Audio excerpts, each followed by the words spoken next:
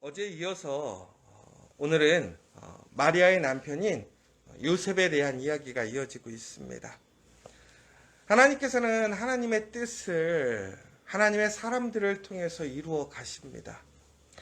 특별히 저는 오늘 이 새벽에 함께 예배하고 기도하는 여러분들이 바로 그러한 하나님의 선택된 하나님의 거룩한 일을 감당하는 복된 사람들 되시기를 간절히 소망합니다. 그런데 우리가 하나님의 일에 참여한다라는 것, 하나님의 일을 이루어가는 사람들, 그 사람들의 특징이 있는데요. 특별히 오늘 요셉 또한 어제 우리가 마리아를 통해서 보았던 것처럼 또 요셉에게도 하나님의 그 일을 감당할 수 있는 그러한 성품과 태도, 믿음을 보게 됩니다. 특별히 오늘 요셉은 어찌 보면 참 자존심 상하는 일을 당하게 됐습니다. 약혼한 여인이 세상적으로 보면 외도하여서 아이를 가진 것이죠. 우리는 지금 전체적인 성경의 내용을 알고 있는 입장이기 때문에 그렇지 일반적으로 성령의 잉태를 생각하는 사람은 아무도 없는 것이죠. 그러므로 마리아가 아이를 가졌다라는 이야기를 들었을 때에 요셉은 당연히 그것은 일반적이고 올바른 방법이 아닌 바로 불법적이고 잘못된 외도의 모습이라고 당연하게 생각하게 됩니다. 요셉이 그 마리아를 어떻게 생각했느냐라는 것은 그리 중요한 것은 아닌 것 같아요. 그런데 오늘 보면요. 요셉은 그럼에도 불구하고 오늘 그가 조용히 그 일을 끊고자 했다라고 나와 있습니다. 여러분 한번 생각해 보세요. 여러분들에게 수치를 준 사람, 여러분의 자존심을 상하게 한 사람, 여러분들은 어떻게 대하십니까? 우리가요 참 어려운 일, 또 많이 힘든 일에서도 우리는 참 마음 상하는 일이 있을 수도 있고 없을 수도 있지만 의외로 내 자존심 상하는 일에는 정말 우리는 참지를 못하는 것 같아요. 그러니까 육체적인 일들 혹은 어떤 그런 고난과 박해는 우리가 또한 우리의 마음속에서 그것을 감당하려는 마음도 있고요. 또 그것들을 이겨보려고 하는 마음들도 있어요. 그런데 참 신기한 게 내가 무시당했다거나 혹은 배신을 당했다거나 혹은 내가 정말로 치욕스럽게 내가 생각지 못했던 일을 당하게 되면 그것에 대해서는 잠을 못 이루는 것 같아요. 아마 요셉도 마찬가지지 않았을까 생각되어집니다. 일반적으로 보면 그 사회적으로 보면 특별히 여성이 외도하는 일들에 대해서는 더욱더 사람들의 기준이 엄격했을 것 같아요. 그러니까 판단이 다른 것 자체가 문제가 되겠죠. 그러나 어찌됐든 간에 결혼을 앞두고 있는 약혼녀가 아이를 가졌다라는 사실 자체는 매우 충격적인 일이고 배신감을 갖게 하는 사건인 것이지요.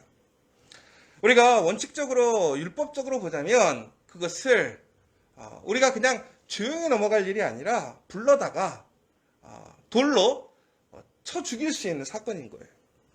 그래도 불구하고 요셉은 어떻게 했냐면 조용히 그 일을 끊고자 했다라고 되어 있습니다.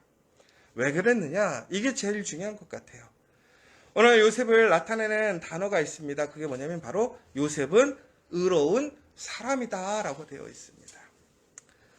여러분 먼저 우리가 기억해야 될 사실이 하나 있어요. 하나님께서 사용하시는 사람, 하나님의 일을 이루어가는 사람, 하나님이 일을 이루시는 사람이 누구냐? 바로 의로운 사람이라는 사실입니다.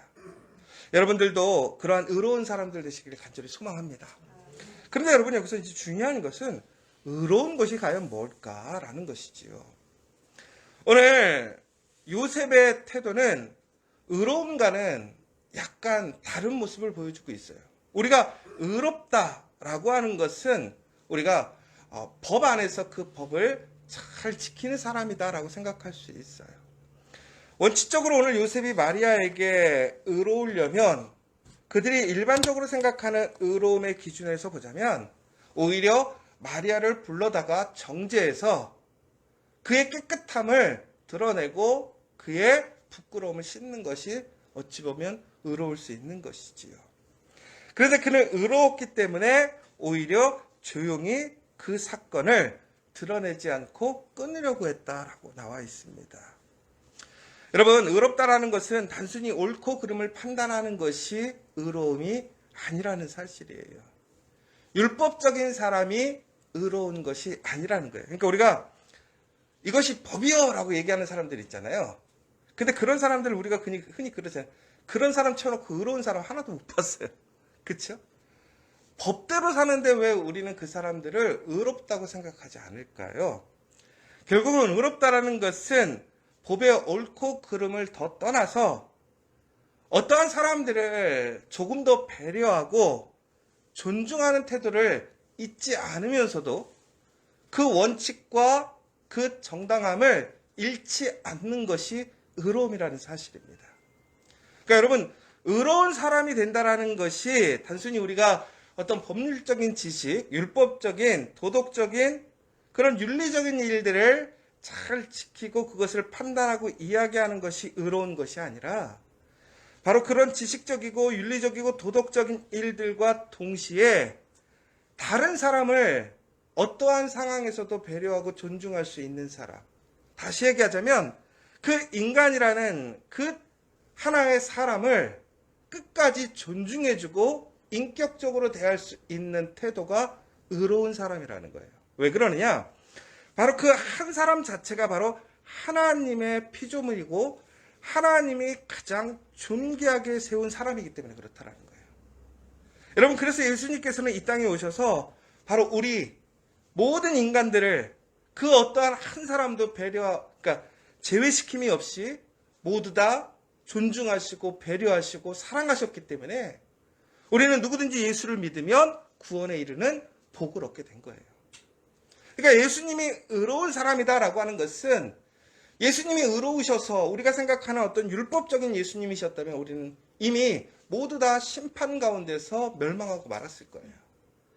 그러나 그 공의와 정의 가운데서 또한 사랑과 은혜로서 다시 그 생명을 살리고자 하는 그 생명에게 부여되어 있는 존중함은 인정해주는 태도를 잃지 않는 것이 바로 의로움이다라는 것이죠.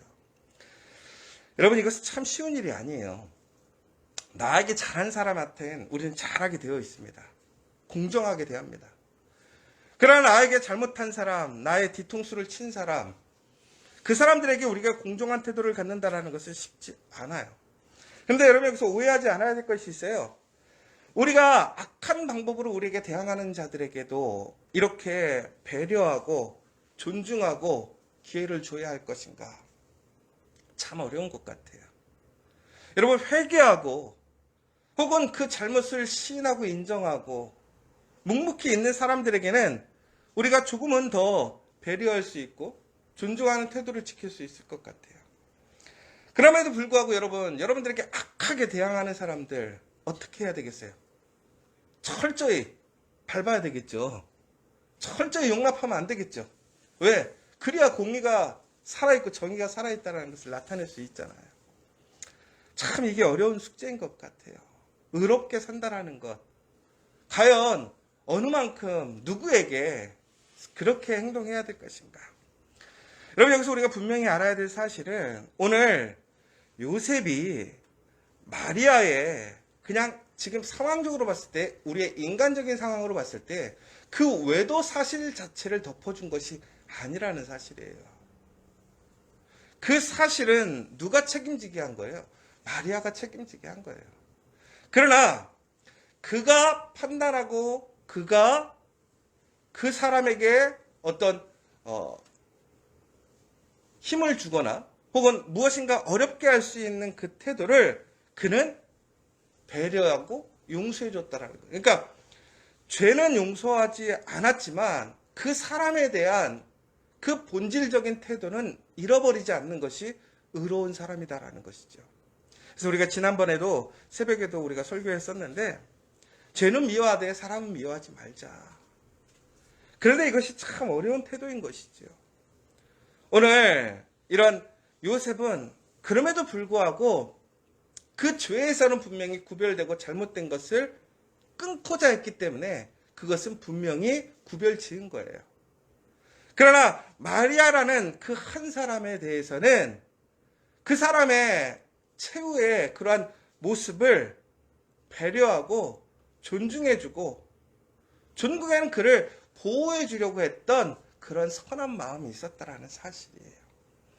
여러분, 이처럼 바로 의로운 사람들, 법과 원칙에서 분명하게 공정하게 살아가야 되겠지만 그럼에도 불구하고 정말 우리가 그 사람에 대한 인간적인 그러한 본질적인 태도는 버리지 않는 것, 그 사람에 대한 소망으로 또한 사랑과 은혜로 그 사람을 배려할 수 있는 태도, 그것이 의로운 태도가 아닌가 생각되어집니다.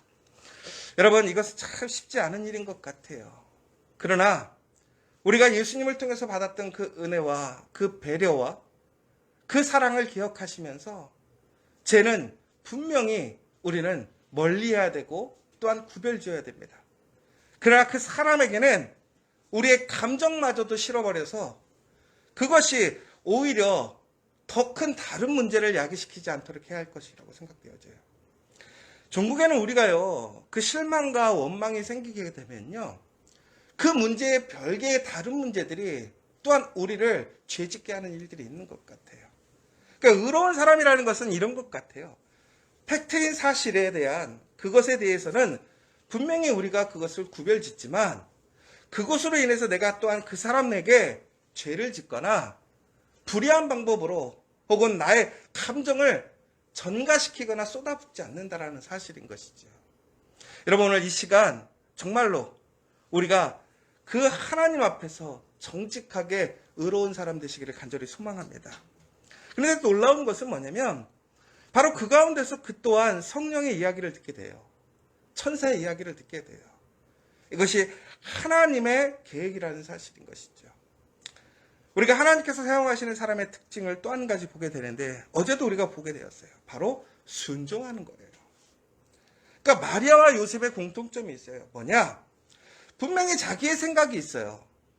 그리고 오늘 이 요셉의 태도는 세상적으로 봤을 때도 매우 아름답고 대단한 모습인 거예요. 그럼에도 불구하고 성령께서는 어떻게 했냐면 그를 데려오라고 한 거예요. 결혼하라고 하는 것이지요.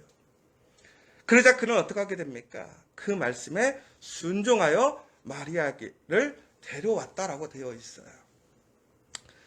여러분, 여러분의 자존심을 상하게 하고 여러분의 그러한 실망감, 오히려 여러분들이 배려해서 존중해 준 태도를 더 넘어가서 하나님께서 명령하신다면 순종하실 수 있겠습니까? 그런데 바로 그 순종하는 사람들을 통해서 구원의 역사, 복음의 역사가 시작되는 거예요. 하나님의 역사가 시작되어지는 거예요.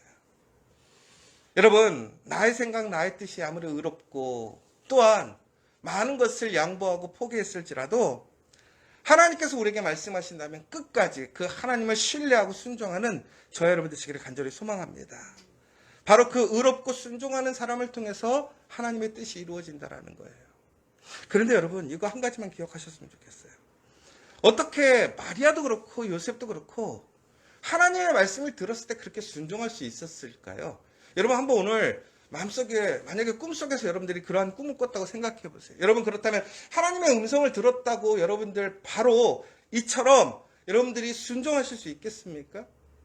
그런데 어떻게 마리아와 요셉은 바로 그렇게 순종할 수 있었을까요? 결국에는 그들이 오늘 하나님과의 인격적인 교제가 어떤 특별한 이례적인 사건이 아니었다라는 사실이에요. 결국은 무슨 얘기예요? 하나님과의 친밀한 관계 속에 있었기 때문에 그 하나님의 이야기를 순종할 수 있었다라는 거예요. 여러분, 하나님 앞에 사용되어지기 위해서는 우리가 여러 가지 특징들이 있어요. 오늘도 보면 우리가 분명히 의로운 사람이 돼야 되고 순종하는 사람이 돼야 돼요. 여러분, 그러면 의롭고 순종한 사람이 되려면 결국은 어떻게 해야 돼요? 하나님과 친밀하지 않으면 결코 우리는 의로워질 수도 없고 순종할 수도 없다라는 거예요. 여러분, 성탄절이 다가오고 있습니다. 예수님께서 이 땅에 오셔서 우리를 정말로 죄에서 구원하시고 우리에게 새 생명을 주시고 이 땅에 새로운 역사를 일으키셨어요. 그러나 여러분, 그 사건이 오늘 우리에게 진정으로 그 복음의 사건, 은혜의 사건이 되려면 결국은 어떻게 해야 돼요? 우리가 그 하나님을 알아야 되는 것이고 그리스도와 하나가 되어야 돼요. 그렇지 않으면 우리는 결코 그 복음을, 그 하나님의 능력을 인정하지 않고 순종할 수 없는 것이죠. 여러분, 오늘 이 성탄절이 다가오는 이 시간 더욱더 하나님과 친밀해지시기를 원합니다. 하나님을 더욱더 믿고 의지하며 하나님을 신뢰하시기 바랍니다. 그 가운데 오늘 요셉이 보여주었던 바로 그 의롭고 정직하고 더 나아가서 남을 배려하고 그리고 끝까지 하나님 앞에 순종했던 그 모습으로 하나님의 거룩한 일을 이루어가는 저와 여러분 되시기를 간절히 소망합니다.